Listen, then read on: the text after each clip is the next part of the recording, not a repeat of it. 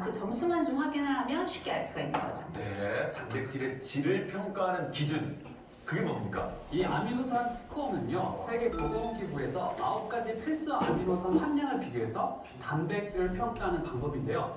100점에 가까울수록 모든 필수 아미노산을 충분히 함유하고 있는 완벽한 단백질이라는 뜻입니다.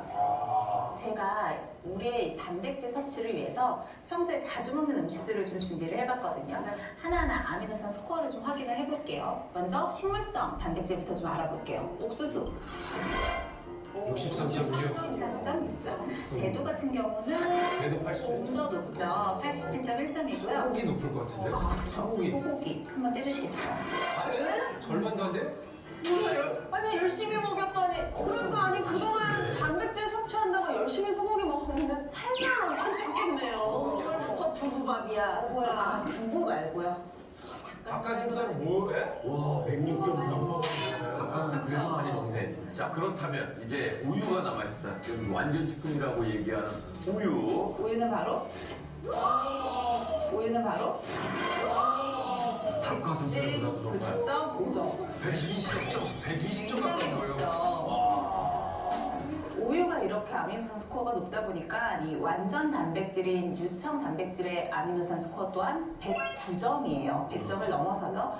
식약처의 단백질 이 아미노산 스코어의 기준이 85점이거든요. 여기에 비했을 때도 굉장히 높은 점수라는 거죠. 뼈, 머리카락, 치아, 손톱까지 우리 몸의 대부분이 단백질로 채워져 있을 만큼 중요한 성분이라고 보시면 되겠습니다. 특히 단백질을 빼놓고 근육을 논할 수 없을 정도로 단백질은 근육 생성 및 유지에 중요한 역할을 하고 있는데요. 단백질이 우리 몸에서 합성되고 분해되는 과정이 끊임없이 반복되다가 단백질이 모자라게 되면 몸에서는 근육에 저장되어 있던 단백질을 끌어다가 쓰게 되는데요. 이로 인해서 근감소증이 발생하게 됩니다. 사실 우리나라 사람들은 단백질의 섭취량이 좀 부족한 편이라고 보셔야 돼요. 특히나 이제 연령이 조금 올라가서 국내 65세 이상의 남녀를 비교를 해봤을 때는요. 국내 65세 이상의 남성의 43.4%, 여성은 반절이 넘는 66.2%가 단백질을 권장 섭취량보다도 적게 섭취하고 있다고 조사가 됐거든요. 그런데 문제는 나이가 들수록 그렇게 단백질 섭취량이 적어졌죠. 근데 몸에서는 또 흡수가 잘 안 돼요. 효소가 좀 떨어지고 하면서. 그러니까 이제 근육 흡수가 더 빠르게 진행이 될 수밖에 없는 거죠. 게다가 단백질의 특성이 뭐냐면요. 우리 몸에 저장이 안 돼요. 그러니까 우리가 탄수화물을 많이 먹으면 글라이코겐이나 뭐 지방 형태로 저장되고 지방도 저장이 되는데 보통은 단백질은 필요한 만큼만 쓰고 나머지는 나가게 돼 있어요. 근데 우리는 보통 회식할 때나 외식 같은 거 어떻게 어쩌다 한 번 딱 갔을 때만 고기를 그렇죠. 이때 내가 단백질 오늘 다 섭취한다 이러면서 왕창 드시잖아요. 예. 실제로는 한 번에 먹을 필요한 만큼만 흡수되고 나머지는 그냥 다 빠져나가고 있다는 거예요.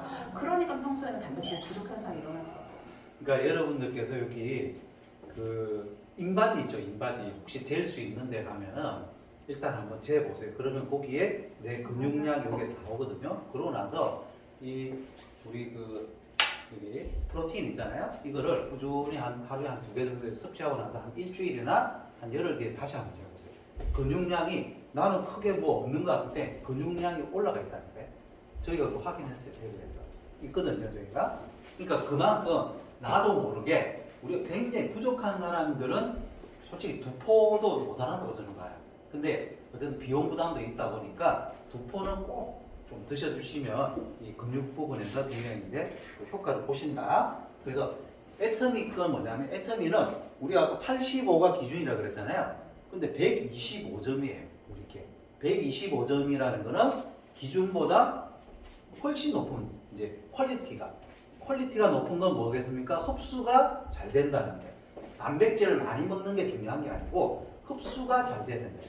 그래서 자, 요거는 이제 인터넷에서 엄청나게 팔리고 있는 거예요. 이게 뭐냐면 바바리안 푸드라고 해서 여기 헬스 하시는 분들 있죠? 이런 사람들이 먹는 거예요.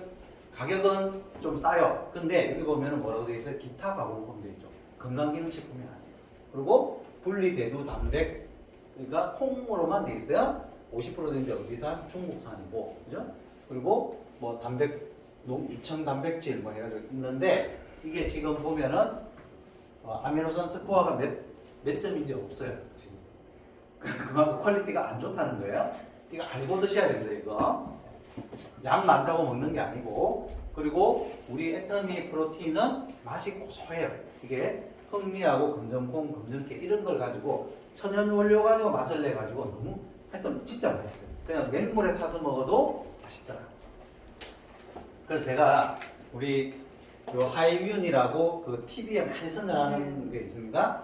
요거하고 그린 프로테이크라고 환자들이 먹는 게 있어요. 환자들은 한 누워 있잖아요. 그러니까 무조건 이게 다리나 이런 데 근육이 빠져버리거든요. 그럼 이분들은 웬만한 아미노산 스코어가 낮은 거 먹으면 소화가 안 돼요. 그러니까 아미노산 스코어가 높은 걸 먹어야 되거든요. 그래서 굉장히 비싸요. 그래서 자 10g당 하이뮤이 얼마나 141원이고요. 요 굉장히 좋은 거. 요게 뭐냐면 아미노산 스코어가 127점짜리예요. 요게 병원에서 환자들이 먹는 거. 요게 127점인데 266원이에요. 그러니까 8만 원이죠. 애터미가 119원이고 4만 원짜리예요. 자 보십시오. 애터미가 125점이에요. 거의 비슷하죠. 그죠? 거의 비슷하고 하이뮤 좋은데 85점 이상으로서 건강기능식품 요건 받았지만 이게 보면은 가격이 애터미보다 비싸요. 보십시오. 애터미보다 더 비싸요. 근데 아미노산 스코어는 낮아요. 그러니까 뭘 먹어야 되겠어요? 이거 드시는 게 좋아요. 환자들이 먹는 거하고 비슷하다. 가격은 거의 절반가다. 이렇게 보시면 돼요. 그래서 저걸 트리플 프로틴업을 꼭 추천드리고요. 자, 그 다음에 이제 락티움인데 이거 뭐냐면 잠 안 오는 거 있죠. 밤에 잠 안 오는 거. 왜냐면 저도 불면증으로 10년 동안 불면증이었거든요. 근데 수면제는 안 먹어봤어요. 근데 애터미 하면서 이 락티움 나오고 난 다음부터는 밤에 잠 안 오는 게 없어요. 진짜 이거 좋습니다. 한번 볼게요. 민권식 교수님부터 저희가 들어보도록 하겠습니다. 자, 민 교수님. 비뇨기과에서 봤을 때 나이가 들어서 불면증이 생기면 치매에 걸립니다. 걸립니다. 사실 이거 뭐 비뇨기과가 저거 걸린다고 얘기해서 그뭐 신뢰감이 들겠습니까?